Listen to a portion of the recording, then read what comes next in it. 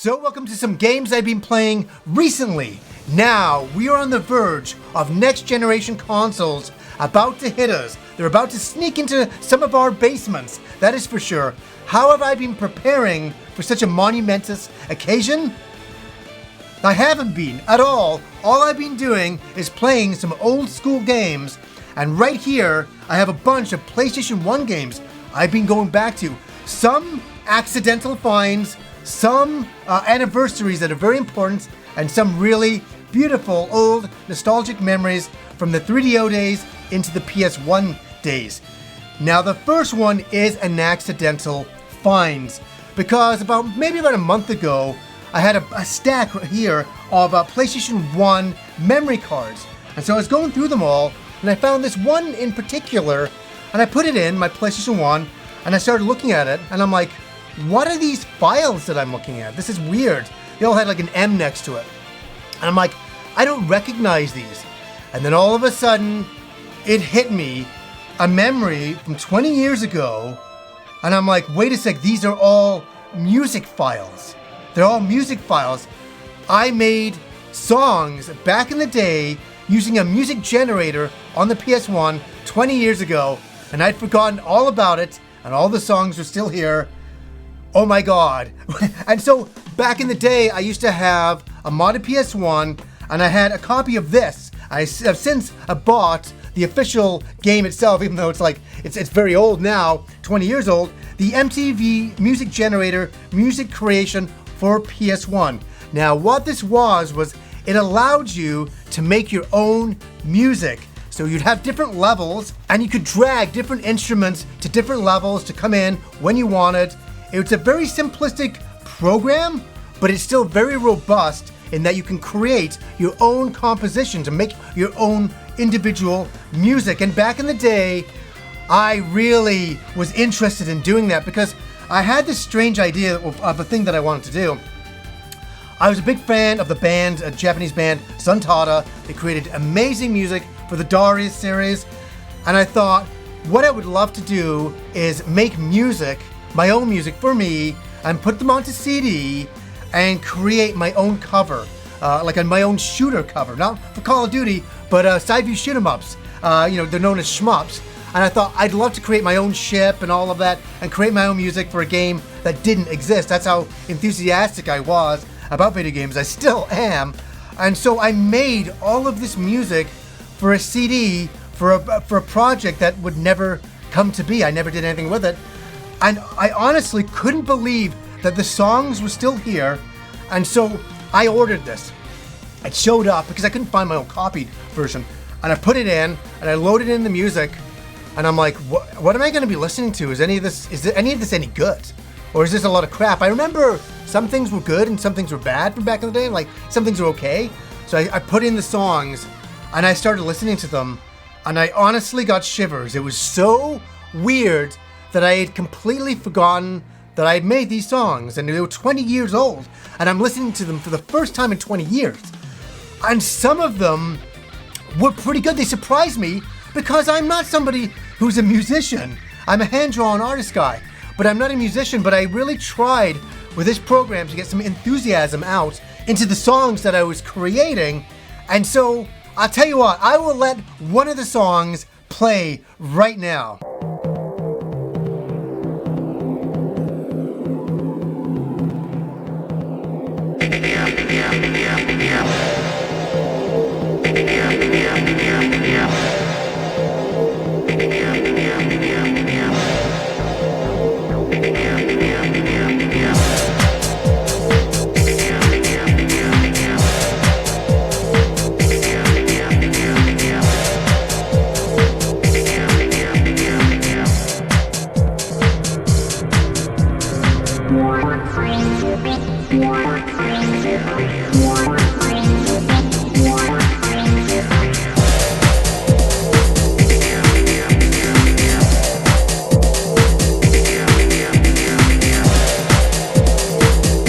Shocked. It's not the best song ever made, but I was kind of impressed that I had made that because I don't create music, right? So I did create this song and I'm like, What? How did that happen? That ain't bad for like my first song that I ever did.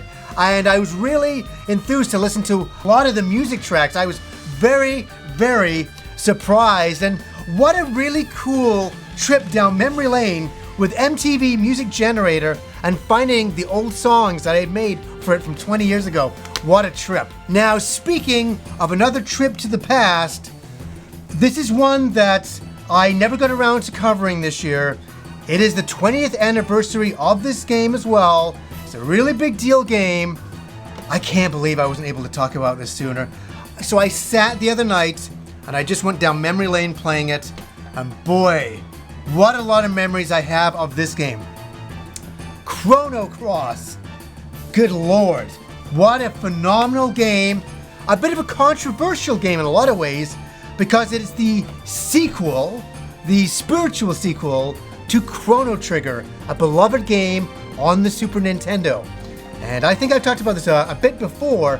When this game came out, it was the Shenmue effect. Either you loved it or you hated it.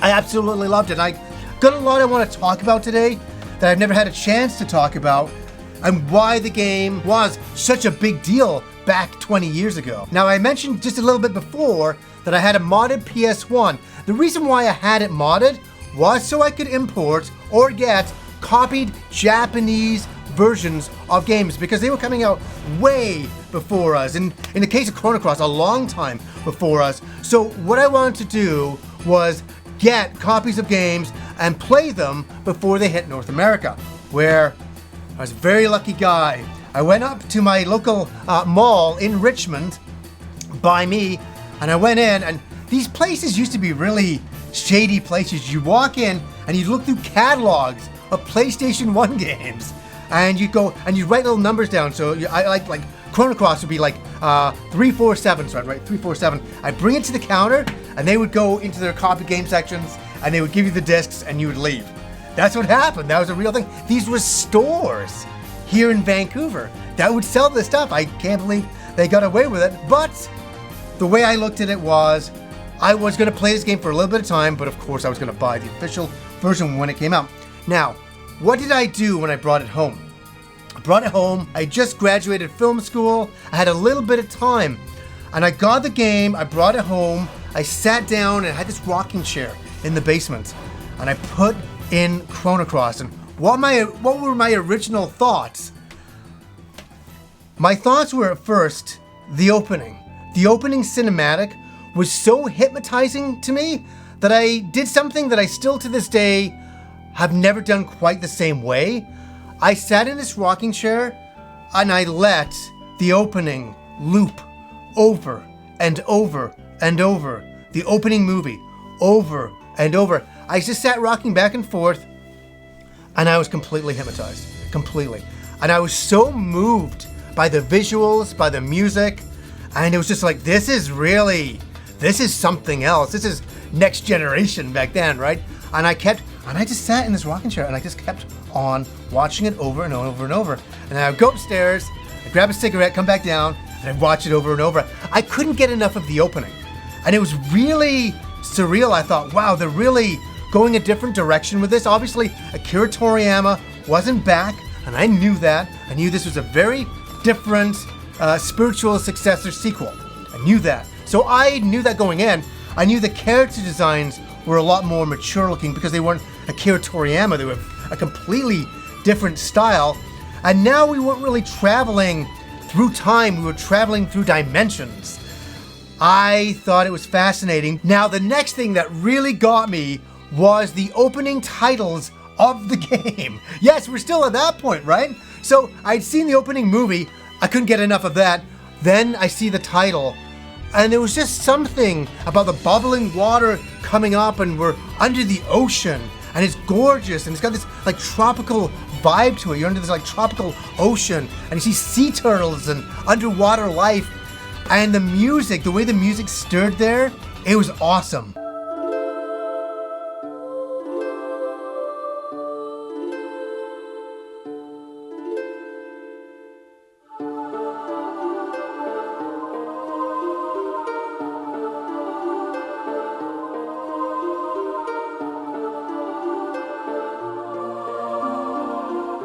What a beautiful title sequence. It got me ready for the game, and I delved into this game, and I just loved, I mentioned it just a second ago, the tropical look of the entire game. It was so beautiful and so vibrant and so detailed. I mean, running around this world wasn't just like, oh, I'm running around this world, it's kind of cool. It was so handcrafted and so well done. I was just totally taken back by it. I love the combat. I love the characters that you could collect in this game. And again, I mentioned it many, many times before, in the top 10 PS1 music of all time, Chrono Cross. Without a doubt. Whenever I go away to Hawaii or anything like that on vacation, I always listen to Chrono Cross, and it's like, oh my God, what a beautiful comfort zone it is. And it's really kind of interesting over the years how the Chrono series has just been completely forgotten about, kind of like the Parasite Eve series. This is a series that could print money for Square Enix now. Now, obviously, this game was a bit of a controversial game. Some people really liked it, some people didn't. Some people wanted it to be more like the original. I liked it that both games were very, very different. I thought it was kind of fascinating that way. But what I would like in a true sequel is just a return to Chrono Trigger with Akira Toriyama designs again, but in a fully 3D world with time travel. I mean, Square Enix, you could be printing money with this stuff and everybody would rally behind it as a sequel to Chrono Trigger. My God, if they just called it Chrono Trigger 2 and just made this a spiritual successor in its own Gaiden universe, which it pretty much is, that would be completely fine. Now, what I thought was interesting, because it's the 20th anniversary, when I, picked up the game and I opened it all up again, this is so nuts. I found my original receipt right here from the electronics boutique, the EB Games that I bought it from, downtown Vancouver. And at the time, I remember this, putting this into the game itself like this, and I'm like, one day I'll look back on this receipt and look at, it's already 20 years already as it's gone by. But what's fascinating about that receipt is, I not only picked up the game that day, but I picked up, oh man, the strategy guide. It's got a very reflective cover there, so I don't know how well that will show. For $21.95 it would seem. And it would show you how to get all of the characters in the game. But I picked up both of these on launch day, and I came home, and there was something else that I got because I pre-ordered the game. This beautiful Chrono Cross clock that I still have, and I don't have a battery. I should put a battery in. But this has been my official clock in the games room for probably the last 20 years. So I've gotten my money's worth, which I didn't pay any money for it. It came because I did the pre-order on it. And this is a beautiful little item, a blast from the past for sure. What do you guys think of Chrono Cross? Is it a beloved game? Is it a game you dislike? I'd be curious to know, but what we can also say is that it's 20 years old. What an anniversary. It's really something else. Now, the last game that I'm gonna show is a golden one from my past. It really is. I got a lot of nostalgic memories about it, a lot of fun times I had with it. Now I'm gonna show you the PS1 version, but back in the day, I played the 3DO version, the demo, just the demo. So when I got my 3DO, I realistically didn't enjoy that machine. It was great for Samurai Showdown. It was great for Super Street Fighter 2 Turbo. Those games were great. But other than that, got some Demolition Man in there, that was okay. But the machine came with a demo of Return Fire. And now, I think it was Boxing Day, my friend Swagger, back in the day, he came over and we were looking for something to do. And I'm like, hey, I got this demo for Return Fire. And he's like, okay, let's play that, because he's a big military guy, and we loved playing Military Madness back in the day on the TurboGrafx. So I thought maybe we could get into this game because we were very competitive against each other. Now, they made a big mistake when they released the demo of this game on CD. The mistake was, we should never have done this, the one level on the demo was the only level you needed for the game. If you had multiplayer with your friends, you didn't need anything else. So what the game was is, it's an action strategy game. It goes into split screen with your friends, but you can just do little matches like capture the flag. So you have tanks, you have helicopters, you have jeeps going on in there. And so what you do is you use your tank sometimes to go in and take out all of your friends' arsenal, and then you bring in the helicopter and sway over and do some more damage, and then you use your Jeep to go all the way in, capture the flag, and bring it back to your base.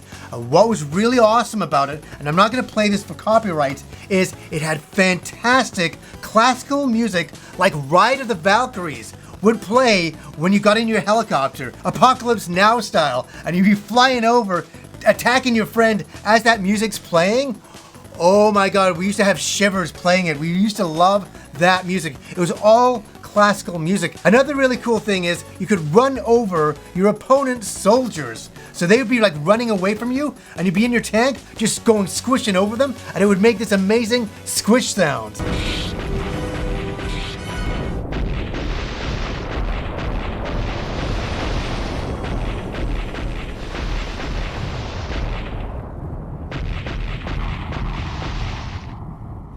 Now, I wasn't in the mood to hook up my 3DO or all of that stuff to kind of relive that memory. I was on eBay one night and I was like, I think there was a PlayStation 1 version of this game, and it is the long box version. And I went and picked it up, Return Fire, right here.